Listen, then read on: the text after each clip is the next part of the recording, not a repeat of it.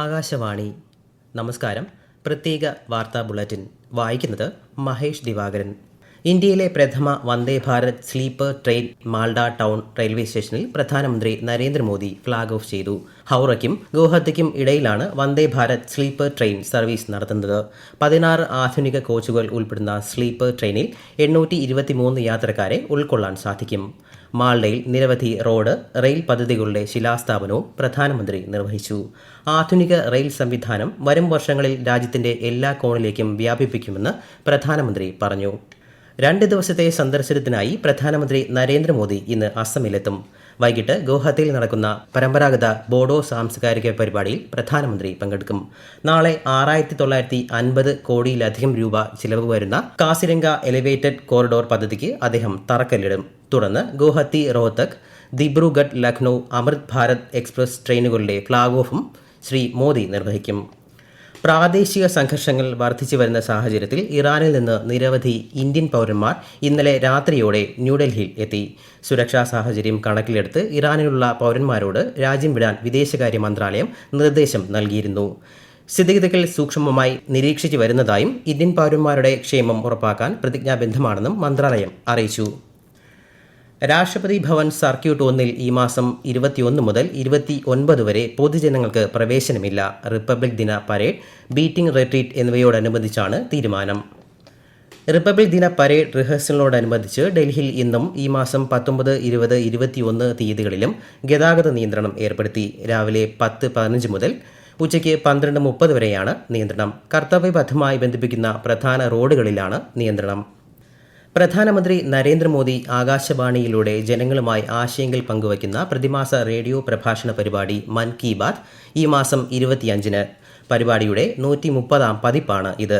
മൻ കി ബാത്തിലേക്കുള്ള ആശയങ്ങളും അഭിപ്രായങ്ങളും MyGov, നമോ app എന്നിവയിലൂടെയോ 1800117800 എന്ന ടോൾ ഫ്രീ നമ്പറിലോ ഈ മാസം 30 വരെ അറിയിക്കാം. തൃശൂർ തേക്കിൻകാട് മൈതാനത്ത് നടക്കുന്ന 64ാമത് സംസ്ഥാന സ്കൂൾ കലോത്സവം 4ാം ദിനത്തിലേക്ക് കടക്കുമ്പോൾ 802 പോയിന്റുമായി കണ്ണൂർ ജില്ല മുന്നേറ്റം തുടരുന്നു. 789 പോയിന്റുമായി തൃശൂരും കോഴിക്കോടും പാലക്കാടും തൊട്ടു പിന്നിലുണ്ട്. 772 പോയിന്റുകളുമായി കൊല്ലം 3ാം സ്ഥാനത്താണ്. ലക്ഷദ്വീപ്, പുതുച്ചേരി, ഗോവ, രാജസ്ഥാൻ, പശ്ചിമ ബംഗാൾ എന്നിവിടങ്ങളിൽ SIRന്റെ സമയപരിധി നീട്ടി കേന്ദ്ര തിരഞ്ഞെടുപ്പ് കമ്മീഷൻ. വോട്ടർമാർക്ക് അവകാശവാദങ്ങളും എതിർപ്പുകളും ഈ മാസം 19 വരെ സമർപ്പിക്കാം. ശബരിമല ദർശനത്തിനായുള്ള സ്പോട്ട് ബുക്കിംഗ് കൗണ്ടറുകൾ തിങ്കളാഴ്ച വരെ പ്രവർത്തിക്കും. പമ്പ, നിലയ്ക്കൽ, എരുമേലി എന്നിവിടങ്ങളിലാണ് സ്പോട്ട് ബുക്കിംഗ് സൗകര്യമുള്ളത്. വെർച്വൽ ക്യൂ ബുക്കിംഗും തിങ്കളാഴ്ച വരെയുണ്ടാകും. മണ്ഡല മകരവിളക്ക് മഹോത്സവത്തിന്റെ സമാപനം കുറിച്ച് ഈ മാസം 20-നാണ് നട അടയ്ക്കുക. ലൈംഗിക പീഡന കേസിൽ റിമാൻഡിൽ കഴിയുന്ന രാഹുൽ മാങ്കൂട്ടത്തിൽ MLAയുടെ ജാമ്യാപേക്ഷ തള്ളി തിരുവല്ല ജുഡീഷ്യൽ 1ാം ക്ലാസ് മജിസ്ട്രേറ്റ് കോടതി. വെള്ളിയാഴ്ച ഹർജിയിൽ വാദം പൂർത്തിയായിരുന്നു. അതിജീവിതയുടെ വിവരങ്ങൾ പുറത്താകാതിരിക്കാൻ അടച്ചിട്ട കോടതി മുറിയിലാണ് വാദം കേട്ടത്. ഓൺലൈൻ വിപണികളിൽ കുടുംബശ്രീയുടെ സാന്നിധ്യം വർദ്ധിപ്പിക്കാൻ പുതിയ നടപടികൾ സ്വീകരിക്കുമെന്ന് മന്ത്രി MB രാജേഷ്. കോർപ്പറേറ്റുകൾ കൂടുതലായുണ്ടായിരുന്ന ഭക്ഷ്യവിപണിയിൽ പ്രാദേശിക ബദലാകാൻ കുടുംബശ്രീക്ക് കഴിഞ്ഞതായി മന്ത്രി പറഞ്ഞു.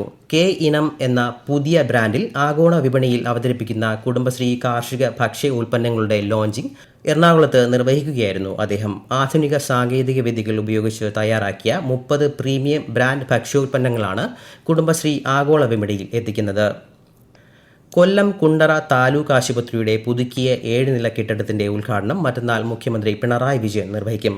കിഫ്ബി ഫണ്ടിൽ നിന്നും 76.13 കോടി രൂപ വിനിയോഗിച്ചാണ് കെട്ടിടം പണികഴിപ്പിച്ചത്.